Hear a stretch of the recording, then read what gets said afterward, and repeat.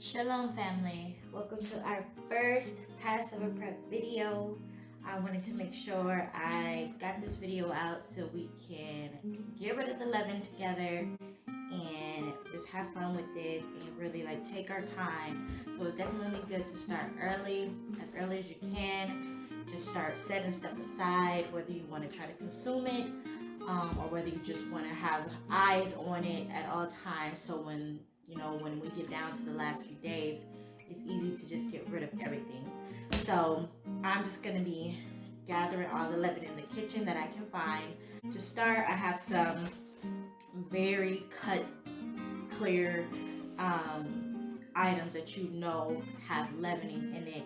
And I do have a list, so it's really good to get you a list so you guys can get a list like this. It goes over the basics of what you should be looking for, because a lot of things have yeast extracts and brewer's yeast and things like that. That's not necessarily a leavening agent, but it sounds like it's yeast, so everybody's just throwing everything out. So it's a good list to have, so you know that you're not overdoing it when it comes to yeast, because what we're looking for is actually the leavening properties of the yeast, because the primary purpose is for bread.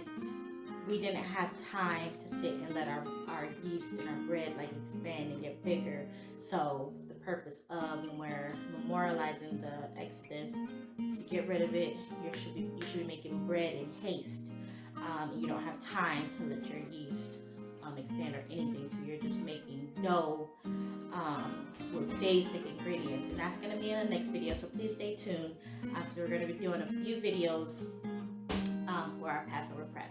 So I have bread right here. That's definitely a no-go. This is actually getting ready to expire, so I'm just going to trash it. This is a trash item. Crackers, this has leavening in it, so since this is something we can eat and still enjoy, I'm just going to set it to the side. I do have a box right here, so this is where everything that I am just setting aside and making sure I have all the leavening together. I'm going to put everything in here. So my crackers are going to go in here. What else we have up here? We have a little bit of Cheez-It left. I'm going to throw that in the trash. We should be prepping our bodies anyway to stop eating so much yeast and leavening. Some more crackers. I'm going to save this for the baby. Pretzels. This has leavening. So definitely check out your ingredient list. Okay, that's what I'm looking at, the ingredient list. So this one, this one says leavening, and in parentheses it says yeast, sodium bicarbonate, and or ammonia bicarbonate. So that's clear cut. You throw that in there. Keep an eye on that and make sure that's out of your house by the time Passover begins. So I'm gonna just start gathering stuff. I'm gonna put it all right here so we can go through a few of the items just to give you a better idea. And yeah, hopefully I get majority of it done today, at least set aside. That way I don't have to worry about that too much, because we got cleaning to do, because leavening gets in cracks of everything. You want to make sure you clean that all out. So let's get all this gathered together and I'll be back.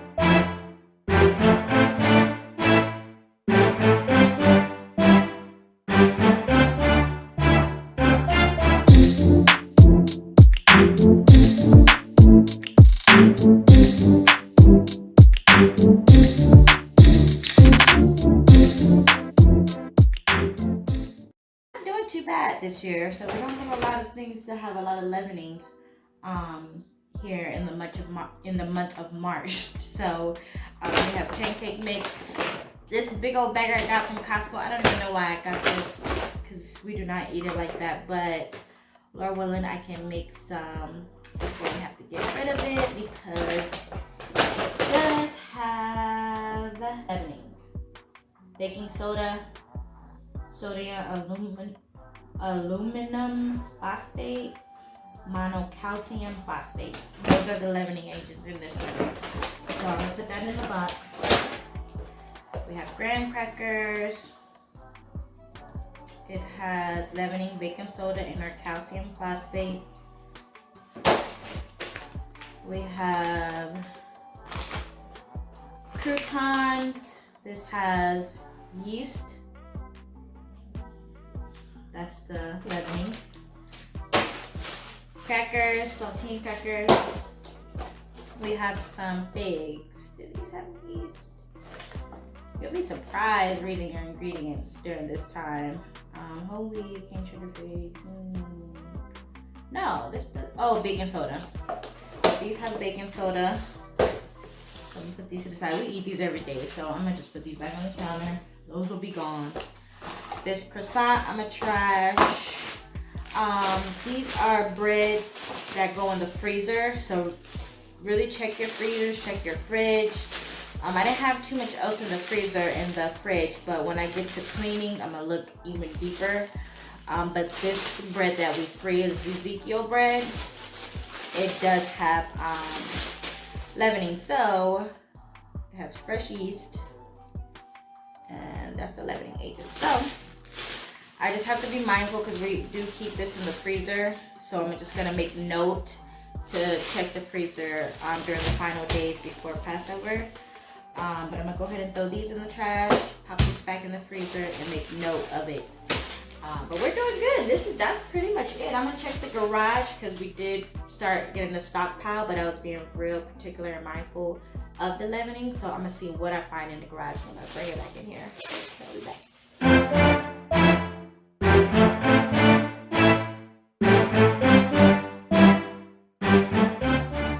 Okay, so these were the only two things that I found that actually have yeast leavening properties. So this, of course, has the leavening, but this is actually what I wanted to share with you guys, because when you take a look at the list, you'll see some of these yeast ingredients, but they're actually not leavening. So right here we have torula yeast. I believe that's how you pronounce it. You have torula yeast and you have yeast extract. So if you look up torula yeast, it said it is a dead yeast that cannot leaven bread. It's considered a nutritional yeast, also hickory smoked trula yeast, used as a savory seasoning that imparts smoky aroma to foods. So it's not a leavening agent. It won't leaven anything in this product. So although it has the word yeast, you can still keep it because it's not gonna leaven. Leavening is just making something rise and puff up. And then the other one was yeast extract. So that's basically derivatives of yeast, which are sterile and cannot leaven. So that's just a really good example I wanted to show you guys. You will have products like this. This is a Tex-Mex trail mix. So if you really think about it, it's like, okay, what in here would be considered something that leavens up, you know? So really just be mindful of that, and don't feel like you have to throw out everything that says yeast. I know that's kind of what we automatically assume and we go to when we hear yeast, but that doesn't necessarily mean it's a leavening agent, and that's what we're looking for, things that leaven. So you don't want to just double check, make sure nothing's in here, because you know we have baking soda, sodium bicarbonate, potassium bicarbonate, ammonia carbonate, baking powder, sourdough starter, and yeast. So if any of that is in there, then definitely set it to the side or trash it. But this is good to go. This is going to the side with the rest of the leavening, so we can try to get that eaten up before we have to toss it.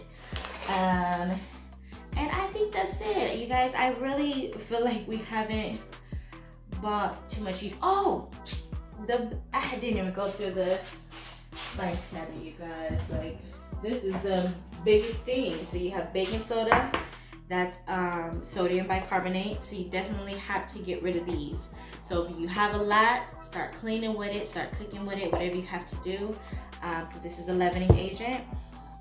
Baking powder, it's sodium bicarbonate and monocalcium phosphate. So those are leavening agents, so you have to get rid of those. But we can set them to the side for now. Let's look get cornstarch. Cornstarch. I believe cornstarch is good. Yeah, the ingredient is just cornstarch. So no leavening agent in there. What else do I have in here?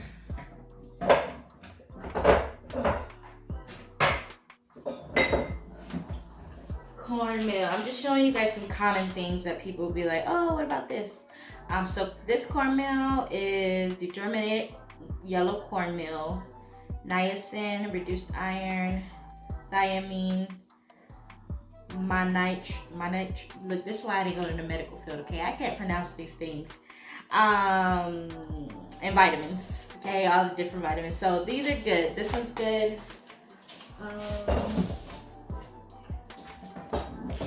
Let me show you a condiment because these do have,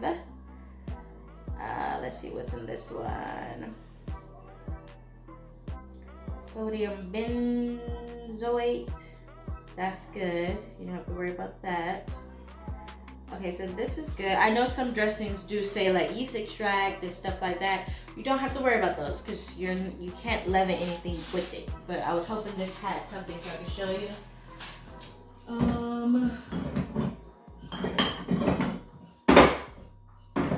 Yeah. Okay. And the seasonings. I want to go over the seasonings because the seasonings usually do have like yeast extracts. So let's see what this one has. Anti-caking agent. Okay, this is not a good example. Let me see if I can find a good example.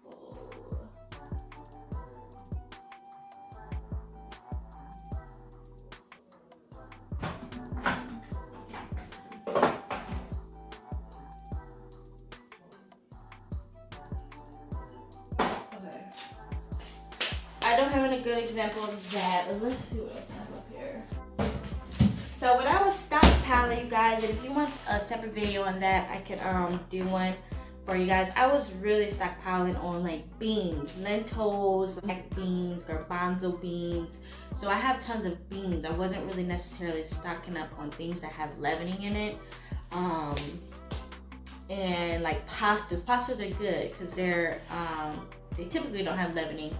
I'm not sure if there's any out there, so I'm not gonna say there's not, but what else? Oh,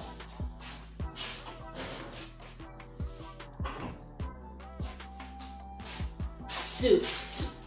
Now when I had started, because we did stock up on a lot of canned goods and we did get a few soups, you don't necessarily have to get rid of it when you see, let's see, did this one have it? Flour, I don't think it was this one. Let me find one that, okay, I found one. So this is a steak and potato Campbell's soup.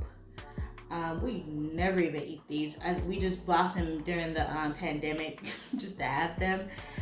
So I never really looked at them, and then now that I'm prepping, I went to look at the ingredients, and it has, of course it has the beef broth, mushrooms, the potatoes, and then it has yeast extract.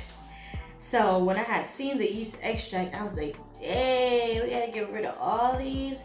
But no, you don't, because I took a look at my list. Yeast extract, when it comes to canned goods, it's a derivative of yeast, okay?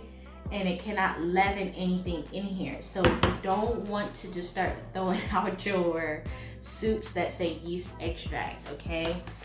Really get you a trustworthy list.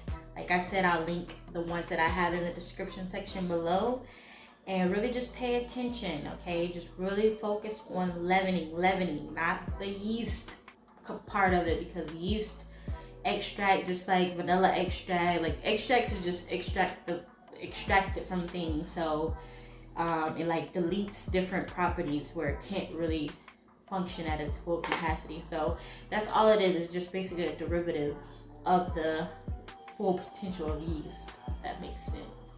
So these are good. You don't have to get these out of your home because it can't leaven anything. So baking soda, big no. Baking powder, big no, because these are what you really use to leaven up your baking goods. So these definitely have to go. And we will be doing unleavened bread recipes together, so really stay tuned.